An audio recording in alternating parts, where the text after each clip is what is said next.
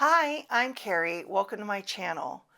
It is Tarot March Madness week here on my channel because I have decided to participate in Livy a Crescent Dream Tarot's hashtag Tarot March Madness. For those of you who don't know, this is based on the college basketball brackets that are going on right now throughout the month of March, except we are facing off our tarot decks against one another. The three main criteria to challenge the decks is how well they shuffle in the card stock, how many liked cards in one deck compared to the other, and then a 3-card spread if you need to determine a winner. So I am going to have 4 videos up this week. I'm facing off 4 decks today. I will face off 4 decks tomorrow. Then we will get down to our semifinal and then finally our final 2 decks. The decks competing to be the winner of this challenge are my neglected decks. And the reason I chose those is because I'm hoping that whoever ends up being the winner, or as I'm going through some of these decks, that I will decide whether or not I want to start getting them out and using them and adding them back into my practice on the regular. That's why I decided to go with a large group of neglected decks in my collection. So let's go ahead and get this face-off started today. So I have the indie version of the This Might Hurt tarot deck by Isabella Rotman, and this has the black gilded edging facing off against the mass market version, the Good Fortune Tarot by Barbara Moore and illustrated by Jessica Rue. I had to look, I couldn't remember. So first we're going to test the cardstock. I pretty much know, I think, who's going to be the winner. This is nice cardstock for an indie deck. Some indie decks I have, the cardstock's so thick, I can't shuffle it. And actually, this is the very first indie deck I ever purchased, ever. I'm not a big fan of the gilding on this deck. I've found that I'm not a big fan of gilding, period. So that's kind of a strike for me, but it shuffles really well. I don't have any issues with it. It is a little stiff because honestly, I hardly use this deck. I used it when it first came in, and it has been years since I touched this deck. So for the mass market deck, the Good Fortune Tarot, this is that linen cardstock now that Llewellyn is doing some of their decks in. Honestly, I love Llewellyn cardstock. I like how thin it is and flexible, and I've had Llewellyn decks for years and nothing has ever happened to them, and I shuffle them. I riffle shuffle a lot. So for me personally, I'm going to say the winner of the shuffling and cardstock, because this is one of my favorites, is the Good Fortune Tarot. So I'm going to put a little mark here next to that so I know that that is the winner. So I am going to separate out my liked cards, and then we will see how many in each deck. These are the cards out of the entire deck that I like for This Might Hurt. That's not good. There's 19 cards in the This Might Hurt deck that I quickly went through and decided, yes, I like those.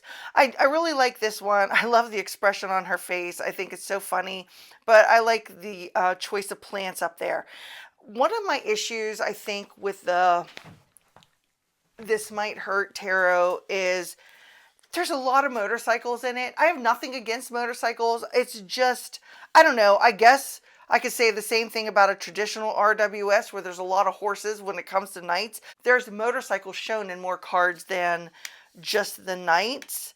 So I don't know. I don't know how I feel about this deck anymore.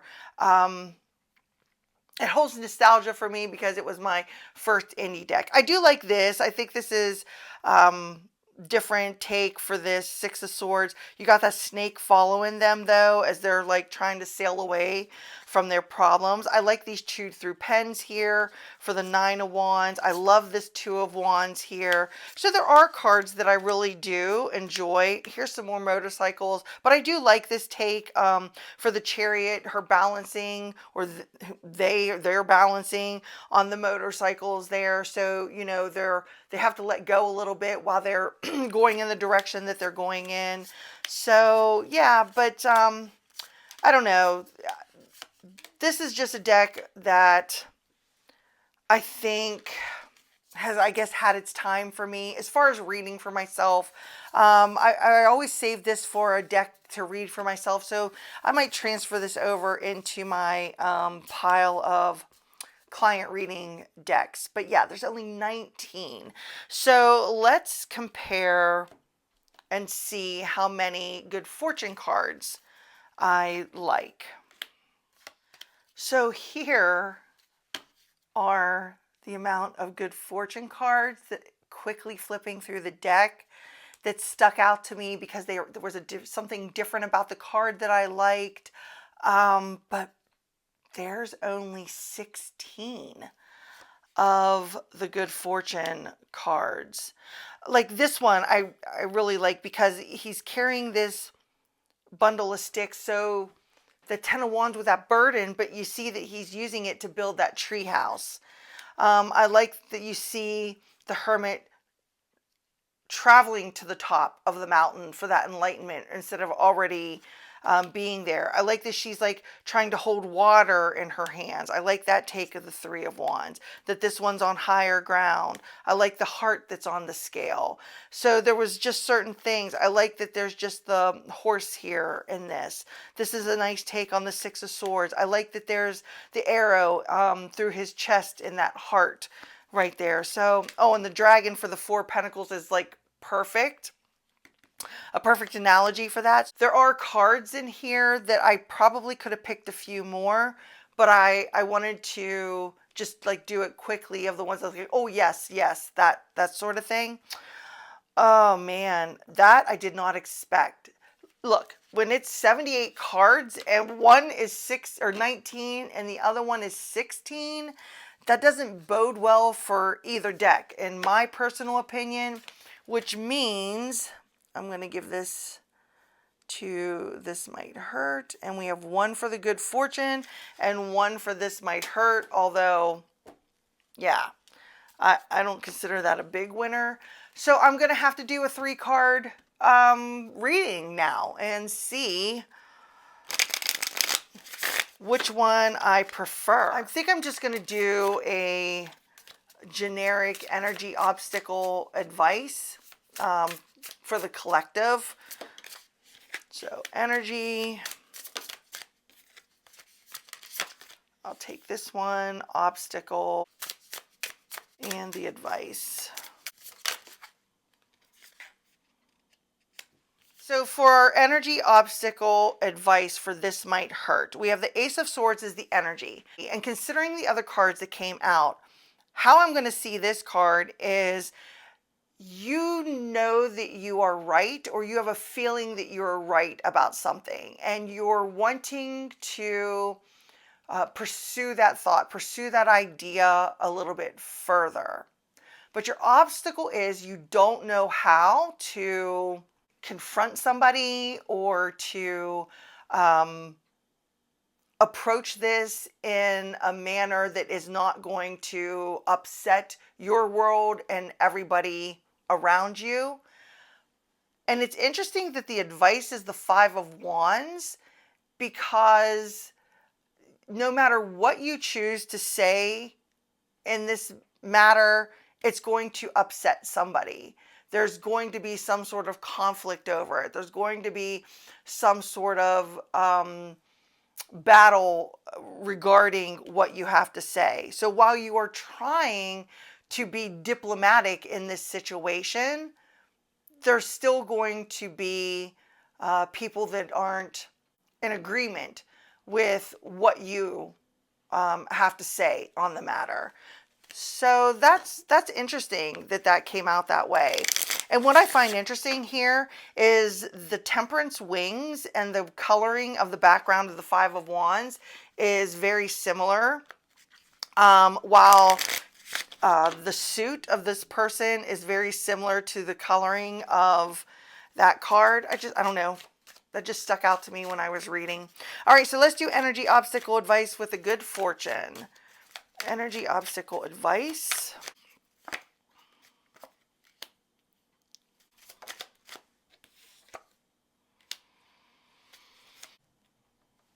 It's really interesting how for the good fortune tarot, the energy also starts with an ace. That's, oh, I think that's serendipitous, basically. So we have our Ace of Cups as the energy. You are overflowing with emotion right now. There is a lot bubbling under the surface that is just trying to come up and out of you.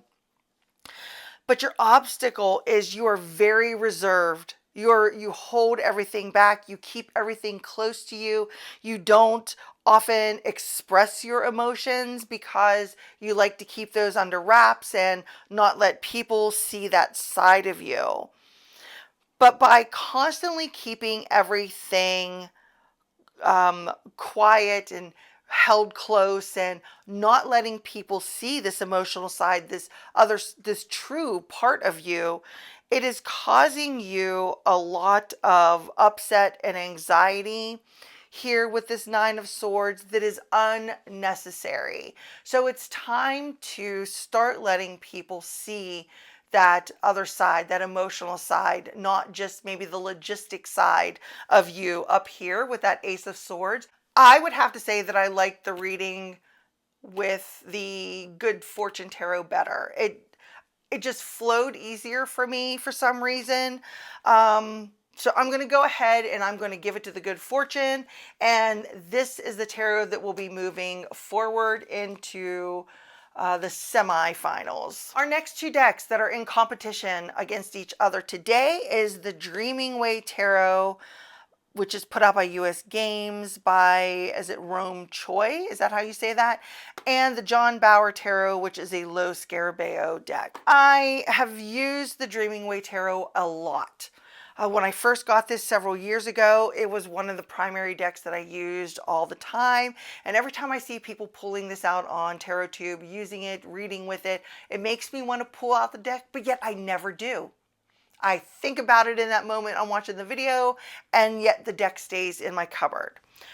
The John Bauer Tarot here, I used twice, I think, maybe twice, in two separate readings. I honestly, I don't know what to do with this deck. I'm not really connecting to it. So let's check the shuffle.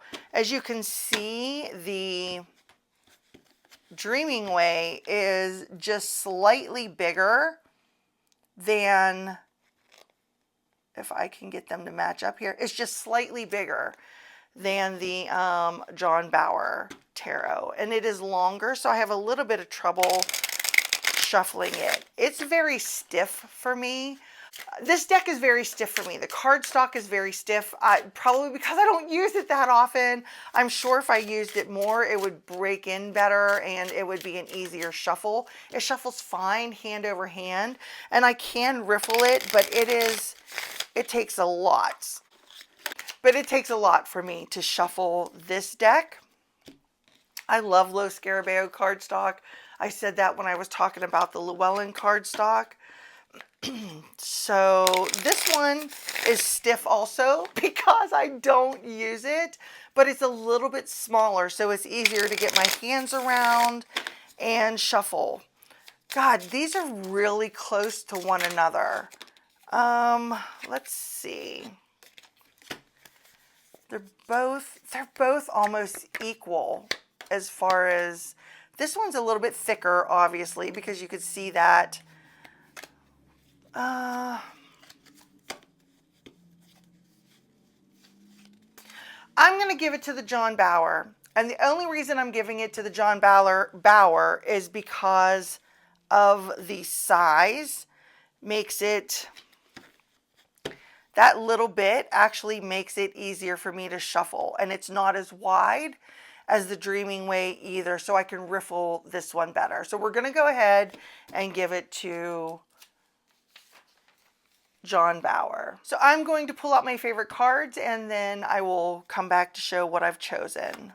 Okay, so here are the cards in the Dreaming Way Tarot that I liked, and there are 29 in total of the cards from the Dreaming Way Tarot that I like. Again, that's not that many. Just like the last decks that were competing against each other, there wasn't many in that when you compare that to 78 cards in a deck. So there are things that I like about this deck a lot more than the John Bauer Tarot. It is very easy to see the RWS meanings in these cards, which I appreciate because that's what I read is RWS. So I don't have to push myself to figure out what the image is supposed to be relating to, like the John Bauer when I show that one. So there are several things I really do like about this. So these are the cards that I chose. I love this Hermit. I think he's pretty cool. And the John Bauer, only 21. And I'm going to tell you that 21 was a huge stretch to find 21 cards that I really liked. And the artwork I like on a lot of the cards, but how I chose these was I had to be able to easily see what the RWS meaning was within the image, and there's a lot of cards in that deck that you don't see that very easily. So these are the only ones that I chose because I felt that you could really see the RWS meaning in that. So that goes to the Dreaming Way. So that means I'm going to have to do a 3-card reading face-off with this deck. But I don't think I'm going to do 3 cards. I think I'm just going to do 2 cards. The energy that I'm facing now and energy that is soon to come. I don't know, something like that. We're gonna do it that way. So let's see.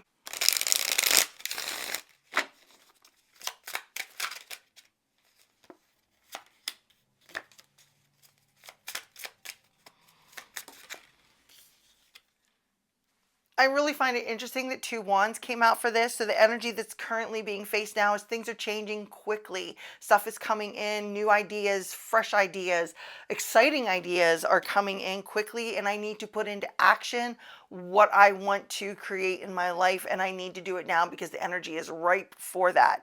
And then the energy that is going to be coming to me in the future comes from the Knight of Wands, to step into that confidence and to charge forward knowing that I can do everything that I have set my mind to do and the passions and that I want to follow. So that's actually very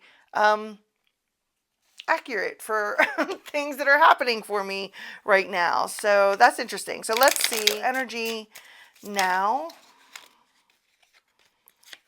We'll do the 4 of Cups and energy coming. 9 of Swords. That's interesting. Instead of taking that step back to evaluate what you have going on and looking at what is still present and there in your life, she is like really grieving over a loss, which I only see that in the 5. Or I like to relate that to the 5 of Cups. So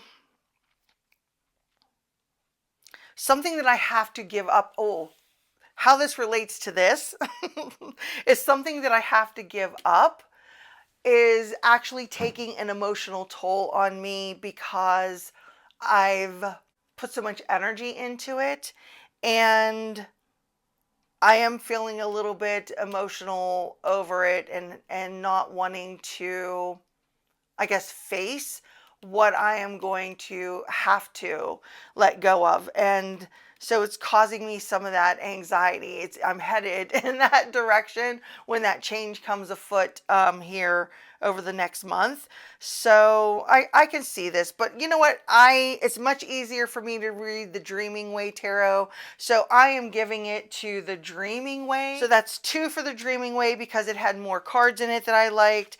And so it's going to be the Dreaming Way facing off against the Good Fortune Tarot. That'll be an interesting face-off for those two. So Good Fortune and Dreaming Way are moving on to the semifinals, and then the next video will be the next 4 decks that I am facing off against one another. Who would have been your winner in this competition between This Might Hurt and Good Fortune and Dreaming Way and John Bauer? I'd love to hear it in the comments below. So thanks so much for hanging out with me today. I really appreciate you being here. And until I see you next time, bye.